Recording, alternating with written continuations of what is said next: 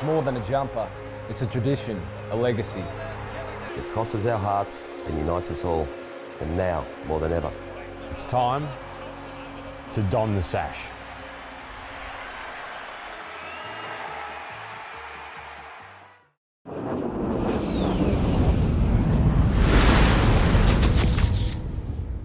Michael, can you believe it? 10 years, it goes quick, doesn't it?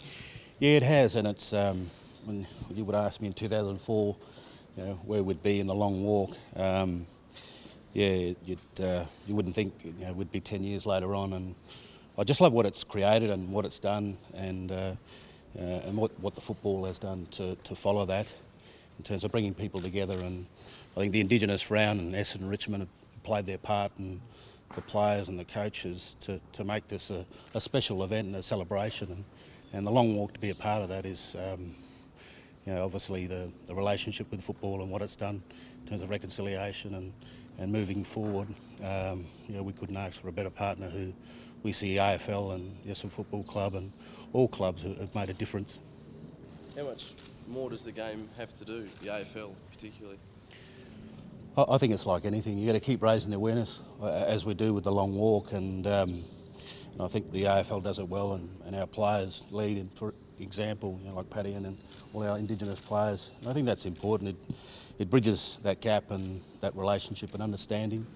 And I think that's what the game has done to our, not only just to our supporters, but our leagues, our organisations who are a part of this game. And you guys have been just as much influential, to spread the word of, that positive, want to see that change in a positive light.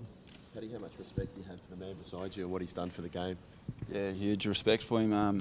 The way he went about his footy, and then, all the soft field stuff that he puts all his work into, just tremendous.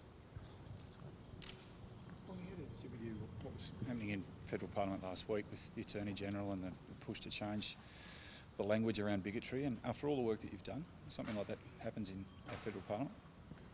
Yeah, look, I suppose I was away last week and only heard bits and pieces of what was said, but I think we've gone a long way to fight racism, against racism and understanding, and I think that still applies today. I think we all want to be treated with respect and understanding and for who we are. But I think I really believe in what this game has done and what our players are doing and what the sport has done in such a positive way.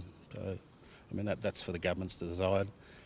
But I think what I've seen from the Australian people and our football supporters and long walk followers has been totally the opposite. Patrick, how's the ankle feeling ahead of Sunday? Yeah, most likely to miss this week. I'm still pretty sore at the moment, so hopefully I'll get everything right this week and ready to tackle Freo next week. Pretty confident it will only be a one-weeker? Yeah. We had scans and stuff like that, so that's cleared any major damage. But obviously, rolled over pretty badly on it. So it's still pretty sore. And once I get up and running, everything should be fine from there. Have you been able to do any work since the game, or has it just been walking basically? Yeah, not even walking. Yeah, so still struggling to walk. Still get a fair bit of pain and stuff. So there's a bit of swelling still in it. So. We've got to try and clear all that up and work hard with the physios and to get it moving again, and we'll go from there. Just looking ahead to the game, even though you're not playing, it's another huge clash with Carlton, isn't it? Yeah, big game. It doesn't matter where both teams are on the ladder. It's always a close game, and our boys will be fired up after losing last week. A lot of the boys thought that we should have won that game, so the guys are going to be ready to go at Carlton this week. What sort of lessons do you learn out of last week, do you think, Paddy? I think just take the confidence that our game plan and the way that we want to play footy stacks up against the best. So Hawthorn, a great side, and we were able to turn the game around in that third quarter.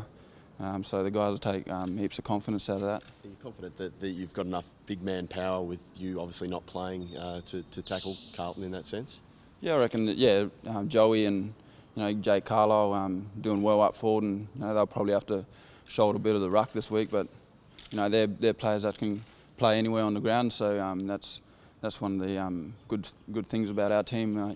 The big men on our team can play forward, back, go and ruck as well. So yeah, it's pretty good.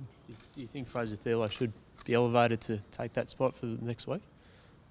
Depends on his development. You know, I don't know how the coaches see it, but you know, if there's a ruckman there, you know, I'm not against playing ruckman in that position. So it all depends on what the coaches want to go in with their game plan this week. There were always huge clashes, Paddy, with Carlton. What's your memory of late last year? You kicked a crucial goal right in the end. It seemed like such an emotional win for the footy club. Yeah. You know, always, you know, when you come up against them, you know, it's for bragging rights and stuff like that. So it's always massive games, and you know, I remember last year, you know, just getting them on the line. So you know, the boys will be, you know, remember that game and know that, you know, Carlton boys are going to come at us. So you know, our boys have got to be on their game this week. Michael, you've obviously been through some successful eras at Essendon. Can you see another one coming up at the club?